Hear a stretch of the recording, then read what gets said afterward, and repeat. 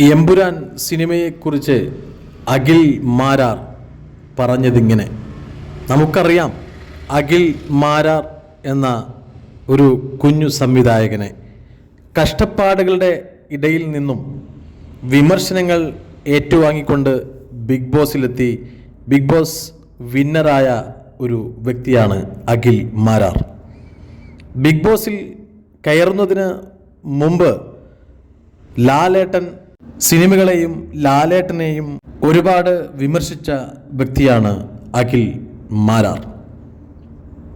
അതിനുശേഷം ബിഗ് ബോസിലേക്ക് അദ്ദേഹത്തിന് ക്ഷണം കിട്ടുകയും ബിഗ് ബോസിൽ ഒരു കണ്ടസ്റ്റൻ്റായി വളരുകയും ജനങ്ങളുടെ ഇടയിൽ പ്രീതി നേടിയെടുക്കുകയും ചെയ്ത ഒരു കലാകാരനാണ് അഖിൽ മാരാർ. ബിഗ് ബോസിൽ കയറിയതിനു ശേഷം ലാലേട്ടനുമായി ചങ്ങാത്തം കൂടുകയും അവരുടെ ബന്ധത്തിന് വളർച്ച ഉണ്ടാകുകയും ചെയ്ത സമയം പ്രേക്ഷകർ എല്ലാവരും കണ്ടതാണ്.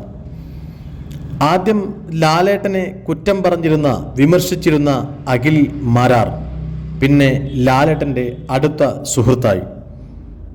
പ്രേക്ഷകർ വിചാരിച്ചു ലാലേട്ടൻ്റെ എമ്പുരാൻ എന്ന സിനിമയ്ക്ക് പോസിറ്റീവ് റിവ്യൂവുമായി അഖിൽ മാരാർ വരുമെന്ന്.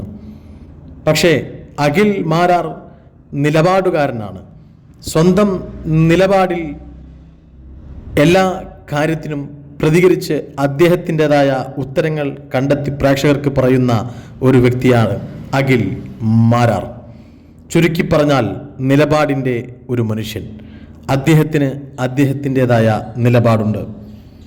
എമ്പുരാൻ്റെ ഹൈപ്പായി നിൽക്കുന്ന എമ്പുരാൻ എന്ന സിനിമയുടെ പരസ്യവും പ്രൊമോഷനും സോഷ്യൽ മീഡിയയിൽ അരങ്ങു തകർക്കുമ്പോൾ അതിനെതിരെ പ്രതികരിച്ചിരിക്കുകയാണ് അഖിൽ മാരാർ.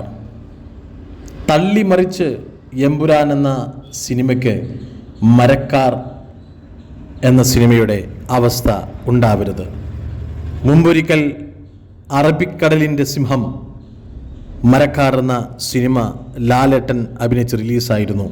അന്നും എമ്പുരാൻ എന്ന സിനിമയ്ക്ക് ഇന്ന് നടന്നുകൊണ്ടിരിക്കുന്ന ഹൈപ്പും പരസ്യവും സോഷ്യൽ മീഡിയയിലൂടെയുള്ള ഹൈപ്പും ഉണ്ടായിരുന്നു. പക്ഷേ അന്ന് മരക്കാർ എന്ന സിനിമ പ്രതീക്ഷിച്ച പോലെ വിജയത്തിലെത്താൻ കഴിഞ്ഞില്ല. അതുകൊണ്ടാണ് അഖിൽ മാരാർ ഇന്ന് സൂചിപ്പിച്ചത് തള്ളിമറിക്കരുത്. തള്ളിമറിച്ച് എമ്പുരാന് മരക്കാർ എന്ന സിനിമയുടെ അവസ്ഥ ഉണ്ടാകരുത്. പ്രേക്ഷകർ ഏറ്റെടുത്തിരിക്കുകയാണ് അഖിൽ മാരാറിൻ്റെ ഈ ഇടപെടൽ. തള്ളിമറിച്ച് എമ്പുരാന് മരക്കാരിൻ്റെ അവസ്ഥ ഉണ്ടാവരുത്.